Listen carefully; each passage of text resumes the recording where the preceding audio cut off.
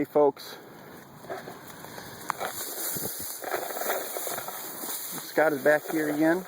I'm going to show you what's going on with this place here, and it is amazing. I can't wait for tomorrow's check.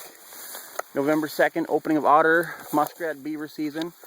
Well, we got a beaver pond over here, and across the road is a lake that's filled with fish.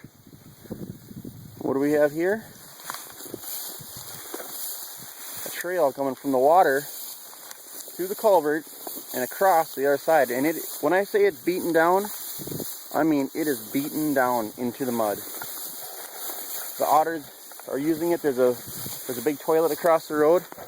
Just if I can get the sun out of your guys' way here. You can see that black trail. Look at this. Right up and over those logs and through that culvert there. And right here there's like a little natural funnel. See if I can get my stick in the ground here. Give you guys a little show. And I just get that grass out of the way. This is just littered. I mean, it's just solid otter tracks. And there's a little funnel right here where they're just coming through, and I happen to have, I really love these connie holders. You don't need to put a bunch of sticks around your traps and stuff. Oh, let's see here. Got a 30-inch rebar stake, which I'm going to drive into the ground right here. Oh, that's not going anywhere. And then, let's see here. Oh yeah. We got a 220 here.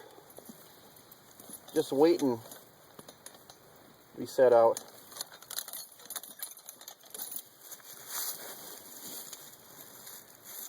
Put this in place here. Oh, gotta get my trigger out of here. And the really good news about all this is right over here in this pond next to me is a big beaver house built in the bank, and we'll be setting that next. If I can ever get this trigger off the 220. Oh, there we go. There we go. All right.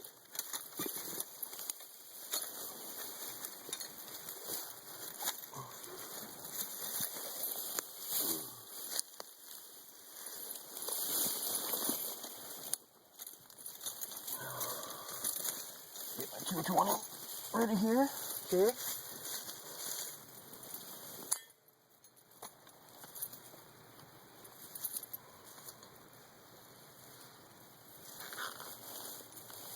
see here. There we go. Get this 220 holder in place, like so.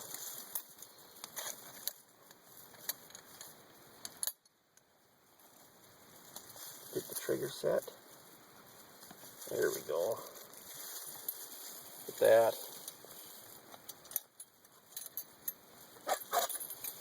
$220. It's like that with that connie placer there. I'm just gonna sneak this in here. Shove it in the ground. Just like that. Oh, look at that. Make sure the triggers are, the safeties on the 220 are up so they don't get in the way of catching the otter. I'm gonna wire it off this rebar stake here. I actually doubled my wire over because I've had otters twist off in the past and make it a little ways with my conibear, and I don't want that happening tomorrow or tonight. So I'm gonna push that down, push this grass right back over where they had it. That 220 is ready to rock. Tomorrow morning when we check, hopefully we'll have a big otter here. I'm going to set one across the road also, because otters often travel in pairs. And yeah, let's fill up our tags. We'll go get those beaver up here, alrighty?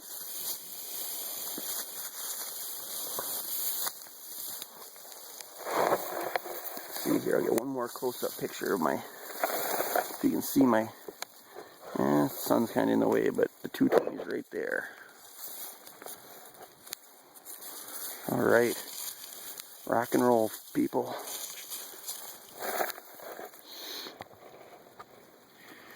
Hey, we're trapping in Minnesota here again, of course. I'll run over and check my foothold here.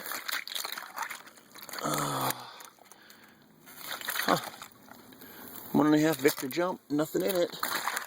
There's my mink set. Oh, here we go. Look at that. There's an otter crossover. I set a 220 over here yesterday. And I can see a giant catch circle. And wow. Nice. Oh man, look at that big male. Nailed him right by the head. Oh, that's another $100 bill in my pocket. There we go. That crossover goes right up there. We just set a trap here the other day for it, and there's the result right there, folks. Nice 220. Man, those traps are powerful. He thrashed around a little bit, but I got a 30-inch T-bar stake drove in the ground here. It's right there. It is right there. I make those myself. They're pretty cheap. And then otters are pretty strong critters. I always twist my wire over whenever I set for them, because you never know. I've seen them bust off before. So, man, that's beautiful. Beautiful pelt. Oh. Well, I'm gonna shut the video off, take her out of the trap, and reset it. Thanks for watching. Okay, it's November 3rd, 4th today, and I got this spot here. It's a big fishing lake there. Well, not a big fishing lake, just a lake with some fish in it. Railroad tracks here. There's a culvert right down there, and right up here is an otter crossover. People talk about otter crossovers. What do they look like? Well, you'll notice up there you can see the trail beaten down right through here. You can see where they've been running through here. And this trail going through the grass down here into the culvert. Coon and stuff could be using it, but these trails go right into the water, and there's an otter toilet right there. Zoom in a little bit on it, and it's full of fish scales. There's scats full of fish scales, and it smells terrible around here like an otter. It's a pretty distinct smell. Well, we set this 220 conibear here for it. You can see I leave the conibear a couple inches off the ground or so. I like to put a tree over it. Otters come zipping from either way, and they get up to this tree, and they're really slick. They like playing. They go right into little tiny spots like that. So I got that 220. Triggers are taken off. Got a stake to this tree. Got the wire. The wire is doubled over, so it doesn't twist me off. So we'll see what we can do here in the next couple days. Hey folks.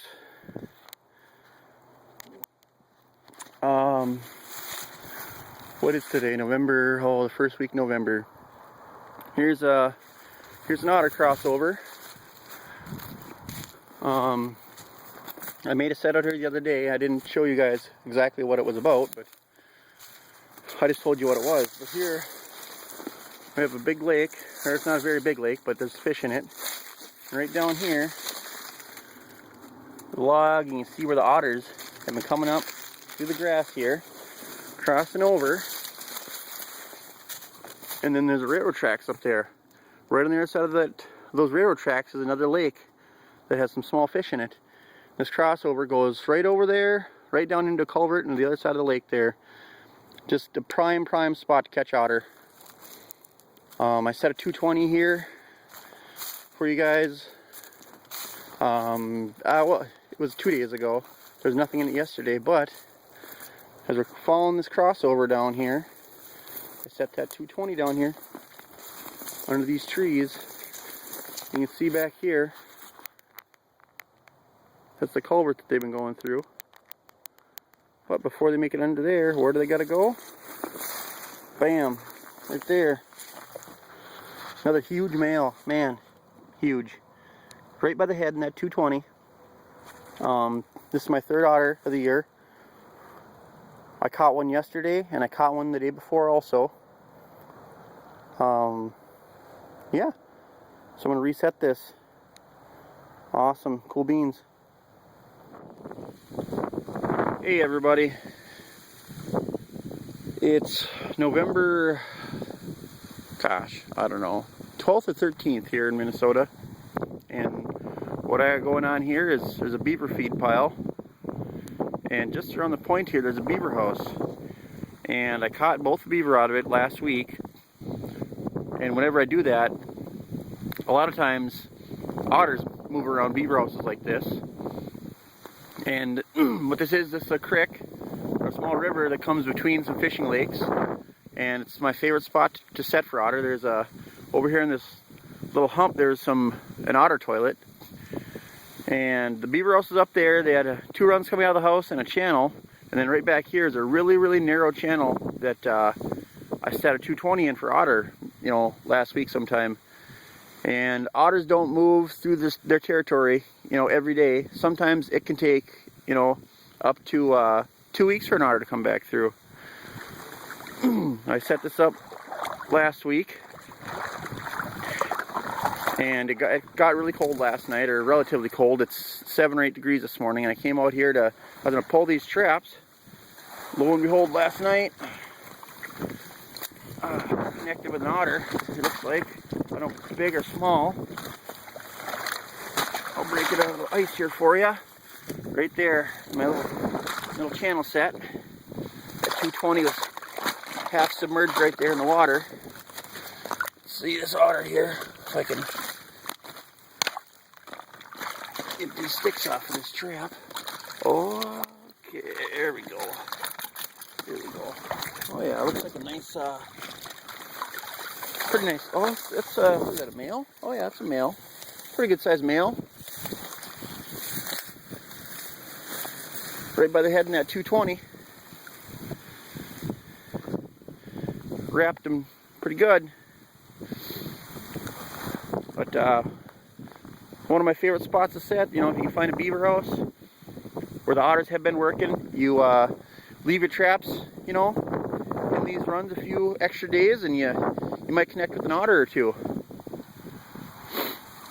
So we'll take them out of the conibear, and that's that.